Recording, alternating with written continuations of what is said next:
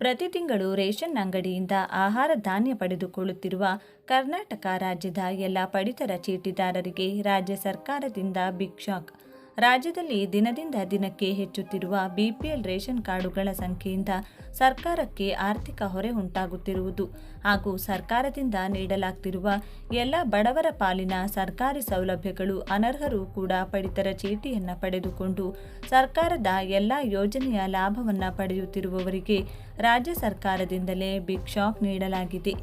ಕರ್ನಾಟಕ ರಾಜ್ಯ ಆಹಾರ ಮತ್ತು ನಾಗರಿಕ ಪೂರೈಕೆ ಇಲಾಖೆಯು ಹಾಗೂ ರಾಜ್ಯ ಸರ್ಕಾರದಿಂದ ಪ್ರತಿ ತಿಂಗಳು ರೇಷನ್ ಅಂಗಡಿಯಿಂದ ಆಹಾರ ಧಾನ್ಯ ಪಡೆದುಕೊಳ್ಳುತ್ತಿರುವ ಕರ್ನಾಟಕ ರಾಜ್ಯದ ಎಲ್ಲ ಪಡಿತರ ಚೀಟಿ ಫಲಾನುಭವಿಗಳಿಗೆ ಹೊಸ ಮಾನದಂಡಗಳನ್ನು ಬಿಡುಗಡೆಗೊಳಿಸಿ ಅಧಿಕೃತವಾಗಿ ಆದೇಶ ಹೊರಡಿಸಲಾಗಿದೆ. ಅಂದರೆ ಈ ಆದೇಶದ ಅನ್ವಯ ನೀವು ಈ ನಿಯಮಗಳಿಗೆ ಒಳಪಡುತ್ತಿದ್ದರೆ ಮಾತ್ರ ನಿಮ್ಮ ರೇಷನ್ ಕಾರ್ಡ್ ಉಳಿಯುತ್ತದೆ. ಇಲ್ಲಾಂದರೆ ನಿಮ್ಮ ಬಿಪಿಎಲ್ ಅಥವಾ ಅಂತ್ಯೋದಯ ಯಾವುದೇ ರೇಷನ್ ಕಾರ್ಡ್ ಇದ್ದರೂ ಕೂಡ ಅದನ್ನು ರದ್ದುಪಡಿಸಲಾಗುತ್ತದೆ. ರಾಜ್ಯದಲ್ಲಿ ಅನರ್ಹರು ಕೂಡ ಪಡಿತರ ಚೀಟಿಗಳನ್ನು ಪಡೆದುಕೊಂಡು ಸರ್ಕಾರದ ಎಲ್ಲ ಸೌಲಭ್ಯಗಳನ್ನು ದುರುಪಯೋಗಪಡಿಸಿಕೊಳ್ಳಲಾಗ್ತಿದ್ದು, ಈ ಬಗ್ಗೆ ರಾಜ್ಯ ಆಹಾರ ಇಲಾಖೆ ಹಾಗೂ ರಾಜ್ಯ ಸರ್ಕಾರವು ಎಚ್ಚೆತ್ತುಕೊಂಡಿದ್ದು ಮತ್ತಷ್ಟು ಹೊಸ ರೂಲ್ಸ್ಗಳನ್ನು ಜಾರಿಗೊಳಿಸಲಾಗಿದೆ. ಬಡವರಿಗಾಗಿ ಸರ್ಕಾರವು ಹಗಲಿರುಳು ಎನ್ನದೇ ಶ್ರಮಿಸುತ್ತಿದೆ. ಬಡವರಿಗೆ ನೀಡುವ ಸರ್ಕಾರದ ಸೌಲಭ್ಯಗಳನ್ನು ಅನರ್ಹರು ಕೂಡ ಪಡಿತರ ಚೀಟಿಯನ್ನು ಪಡೆದುಕೊಂಡು ಸರ್ಕಾರದ ಲಾಭವನ್ನು ದುರುಪಯೋಗಪಡಿಸಿಕೊಳ್ಳುತ್ತಿರುವುದು ರಾಜ್ಯ ಸರ್ಕಾರಕ್ಕೆ ಆರ್ಥಿಕ ಹೊರೆ ಅಲ್ಲದೆ ಸರ್ಕಾರದ ನಿಯಮಗಳಿಗೆ ವಿರುದ್ಧವಾಗಿದೆ.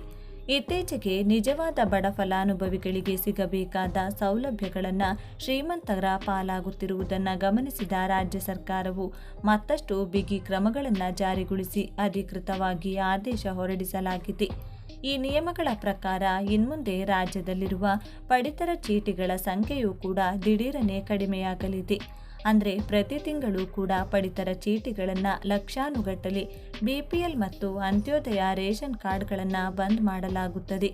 ಪ್ರತಿ ತಿಂಗಳು ಕೂಡ ರಾಜ್ಯ ಸರ್ಕಾರದಿಂದ ಪಡಿತರ ಚೀಟಿ ಫಲಾನುಭವಿಗಳಿಗೆ ವಿವಿಧ ಬಗೆಯ ಆಹಾರ ಧಾನ್ಯಗಳನ್ನು ನೀಡಲಾಗ್ತಿದ್ದು ಹಾಗೂ ಕರ್ನಾಟಕ ರಾಜ್ಯದ ಪಂಚ ಗ್ಯಾರಂಟಿ ಯೋಜನೆಗಳಲ್ಲಿ ಒಂದಾದ ಅನ್ನಭಾಗ್ಯ ಯೋಜನೆಯೂ ಕೂಡ 10 ಕೆಜಿ ಅಕ್ಕಿಯ ಬದಲಾಗಿ ಇವತ್ತಿನವರೆಗೂ ಕೂಡ ಪ್ರತಿ ತಿಂಗಳು ಅಕ್ಕಿ ಹಣವನ್ನು ಸಹ ಫಲಾನುಭವಿಗಳ ಖಾತೆಗಳಿಗೆ ಜಮಾ ಮಾಡಲಾಗಿದೆ. ಜೊತೆಗೆ ವೈದ್ಯಕೀಯ ಹಾಗೂ ಆರ್ಥಿಕ ಮತ್ತು ಸಾಮಾಜಿಕ ಭದ್ರತೆಯನ್ನು ಒದಗಿಸಲು ಬಿಪಿಎಲ್ ಅಂದರೆ ಪಿಎಚ್ಎಚ್ ಕಾರ್ಡ್ ಜೊತೆಗೆ ಅಂತ್ಯೋದಯ ಅನ್ನ ಯೋಜನೆಯ ಕಾರ್ಡ್ಗಳನ್ನು ರಾಜ್ಯ ಸರ್ಕಾರದಿಂದ ಒದಗಿಸಲಾಗಿದೆ.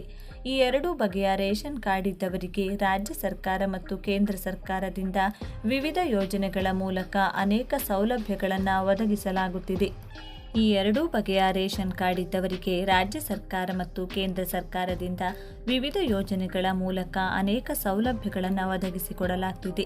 ರಾಷ್ಟ್ರೀಯ ಆಹಾರ ಕಾಯ್ದೆ ಉಲ್ಲಂಘಿಸಿರುವ ಮತ್ತು ಅನರ್ಹ ಪಡಿತರ ಚೀಟಿ ಪತ್ತೆ ಸಲುವಾಗಿ ಖಾಸಗಿ ಸಮೀಕ್ಷೆಗೆ ರಾಜ್ಯ ಸರ್ಕಾರ ಮುಂದಾಗಿದೆ.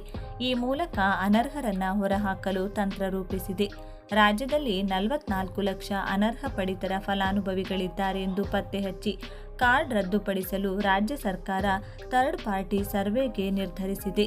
2011ರ ಜನಸಂಖ್ಯೆ ದತ್ತಾಂಶದ ಪ್ರಕಾರ 4,01,93,130 ಸ್ವೀಕೃತದಾರರ ಮಿತಿ ನಿಗದಿ ಮಾಡಲಾಗಿದೆ. ಆದರೆ 44 ಲಕ್ಷ ಹೆಚ್ಚುವರಿ ಕಾರ್ಡ್ ಇರುವುದಾಗಿ ಹೇಳುತ್ತಿದೆ. 2011ರ ಜನಸಂಖ್ಯೆ ದತ್ತಾಂಶದ ಪ್ರಕಾರ ರಾಜ್ಯದಲ್ಲಿ 11,99,700 ಅಂತ್ಯೋದಯ, 4,01,93,130 ಸ್ವೀಕೃತದಾರರ ಮಿತಿ ನಿಗದಿ ಮಾಡಿದೆ. ಆದಾಗ್ಯೂ ರಾಜ್ಯದಲ್ಲಿ ಆದ್ಯತಾ ಕುಟುಂಬ ಮತ್ತು ಎಎವೈ 44 ಲಕ್ಷಕ್ಕೂ ಹೆಚ್ಚಿರುವುದು ಕಂಡುಬಂದಿದೆ. ರಾಜ್ಯ ಸರ್ಕಾರದ ಮೇಲೆ ಹೆಚ್ಚುವರಿ ಆರ್ಥಿಕ ಹೊರೆ ಬಿದ್ದಿದೆ. ಆದರೆ ದೇಶದಲ್ಲಿ ಅತಿ ಹೆಚ್ಚು ತೆರಿಗೆ ಸಂಗ್ರಹವಾಗಿರುತ್ತಿರುವ ರಾಜ್ಯಗಳ ಪಟ್ಟಿಯಲ್ಲಿ ಕರ್ನಾಟಕ 2ನೇ ಸ್ಥಾನದಲ್ಲಿದೆ. ಅನರ್ಹತೆಗೆ ಮಾನದಂಡಗಳು: ವಾರ್ಷಿಕ ಆದಾಯ 1.20 ಲಕ್ಷಕ್ಕಿಂತ ಹೆಚ್ಚಿರುವ ಕುಟುಂಬ, 3 ಹೆಕ್ಟೇರ್ಗಿಂತ ಹೆಚ್ಚಿನ ಭೂಮಿ ಹೊಂದಿದವರು, ಸರ್ಕಾರಿ ಅನುದಾನಿತ ಸರ್ಕಾರಿ ಸಂಯೋಜಿತ ಸಂಸ್ಥೆಗಳಲ್ಲಿ ನೌಕರರು, 1,000 ಚದರ ಅಡಿ ಪಕ್ಕಾ ಮನೆ ಹೊಂದಿದ್ರೆ, ಆದಾಯ ವೃತ್ತಿ ತೆರಿಗೆ ಜಿಎಸ್ಟಿ ಪಾವತಿದಾರರು, ವಾಣಿಜ್ಯೇತರ ವಾಹನ ಹೊಂದಿದವರು.